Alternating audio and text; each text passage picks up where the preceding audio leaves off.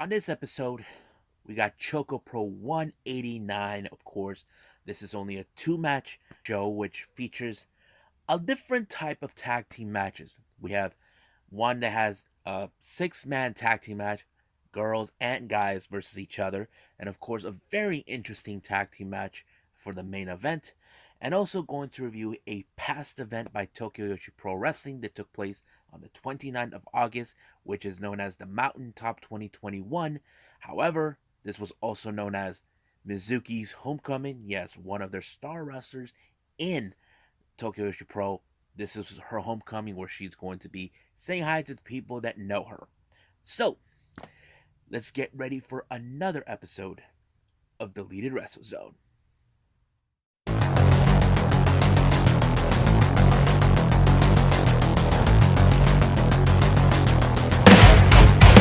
Are you ready? Get up, get up! Get up, get up! Get up, get up! Get up, get up! Get up, get up! Get up, get up!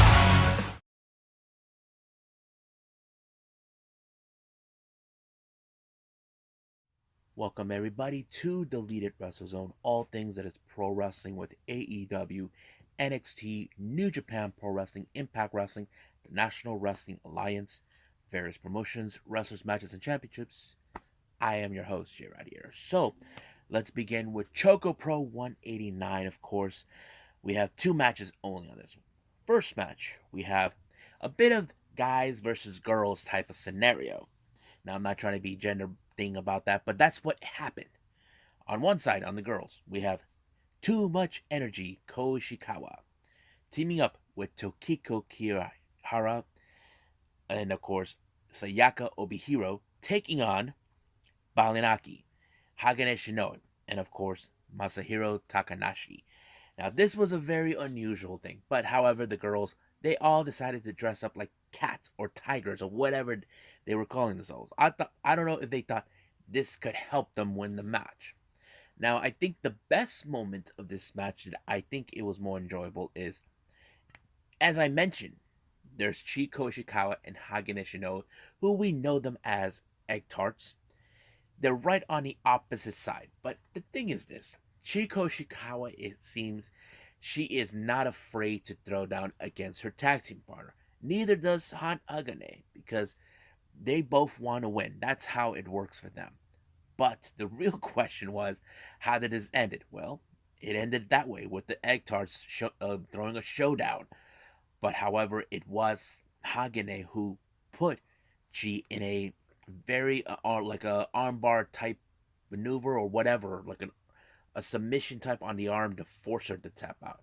Now, of course, Chiko Shikawa, she gets a little angry when she realizes she lost or messes up or whatever the scenario is with her. But of course, she'll grow out of it. Next up, we have Antonio Honda teaming up as who Balinaki like to call the bastard, Chris Brooks. Basically, this was a very interesting tag team because I've seen these two guys both in team up mostly on DDT, but this time they teamed up here. And of course, they were playing. As you guys know, Antonio Honda plays guitar. He was playing that one song that you may have heard on the radio many times. I just don't remember the name of it, but it was pretty good. But their opponents was a very unusual teaming.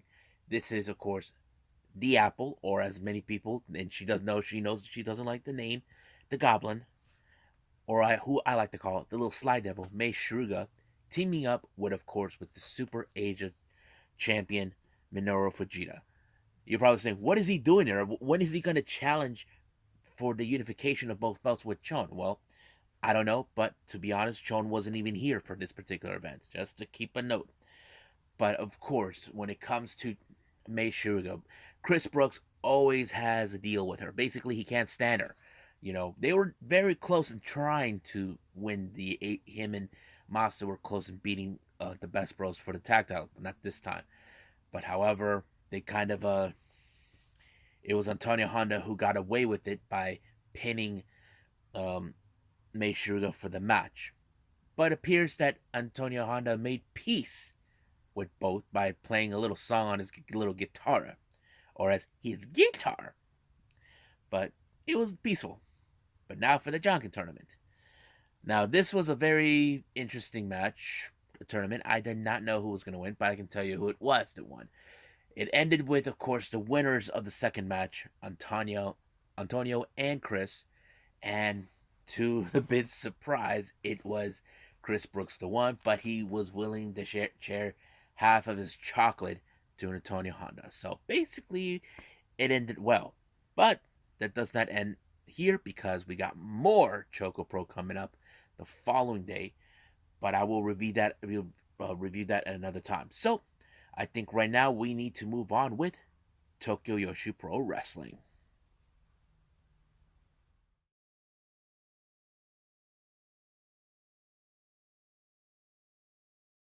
Okay, so we got Tokyo Joshi Pro with the Mountaintop 2021, also known as Mizuki's Homecoming, that took place in Kobe, Japan. Yeah, so basically, she's originally from Kobe, and you know how fans are, those who know which wrestlers are from what town.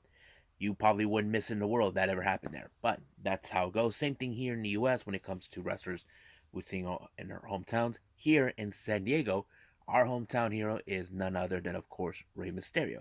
So we understand the whole thing. So let's go from the start to finish. It opened up with Moka Miyamoto taking on Shoko Nakajima.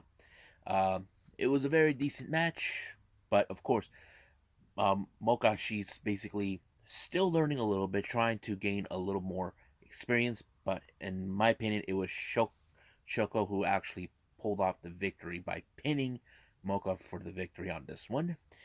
Next one, we got interesting tag team match. We got Marika Kobashi and Nao Kakuta taking on Kaya Toribani and, of course, Tokyo Yoshi Pro's resident superhero, Hyper Misao.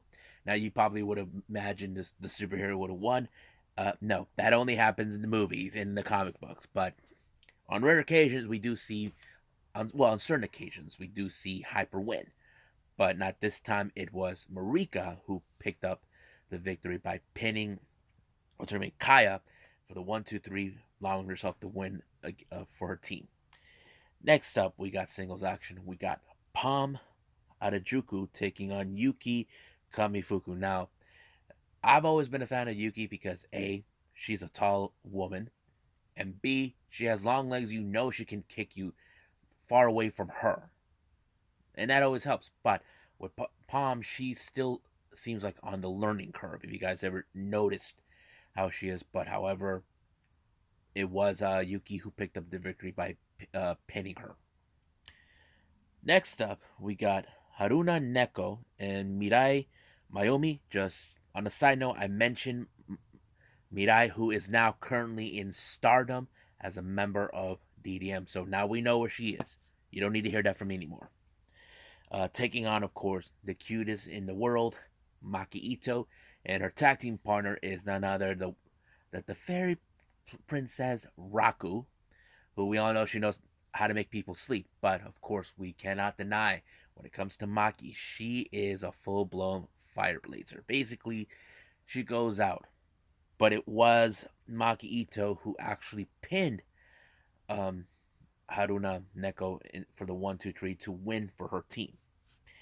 Now, our next match is a 6 women tag team match. We have one team, Zazumi, teaming up with Hakuchumu, consistent of Miyu Watanabe and Rika Tatsumi, taking on, of course, Eruzi Endo, the International Princess Champion, Iraki Noah, and, of course, the Princess of Princess Champion, Miyu Yamashita. Now, you probably would have assumed that this match would have fallen to favor, but to me, they're evenly matched in certain aspects. Is when you look at Hiroko Noah and Miyu, they're both the champions in Tokyo Joshi Pro. But you look at Miyu and Rika, they both always find success. It was as you know, I've been impressed with Miyu Watanabe for quite some time, and it was her who picked up the victory by the pinning Hiraki Noah. Now, I'm not sure if she ever challenged for the International Princess title, but if she did, I would like to see that. I'm still trying to catch up with that. And then our main event is the Bakuretsu sisters, Yuki Anui, Nodoka Temna, taking on, of course, the magical sugar rabbits consistent of the hometown hero, Mizuki, and of course, we cannot forget the magical girl, Yuka Sakasaki. I mean, there were some good moments in this match, especially when there's like a bit of, the obvious where Yuka's like, huh, huh, huh. But it was, of course, how I thought about it when I saw this, that Mizuki was going to be the one to make the pinfall for this match, and she pinned Temna for the victory. And of course, she gave a little promo.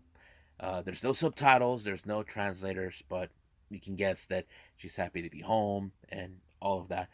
But it was pretty good. Now the show was okay, it was decent, but we'll see what happens then when I see more of this stuff.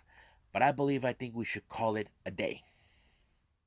Well, I hope you guys enjoyed this episode, me reviewing ChocoPro and Tokyo Joshi Pro.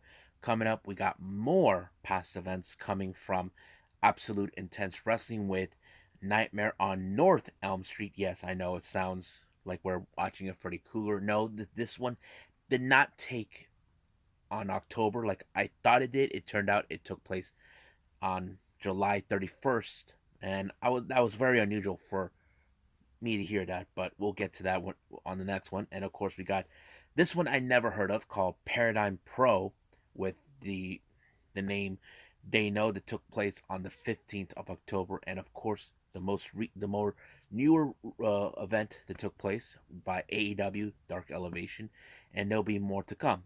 But I believe it's for me to call it a day. But for now, I'll see you guys in the next DWZ time. Same DWZ channel. I must bid all of you do so. Goodbye. And have a nice day.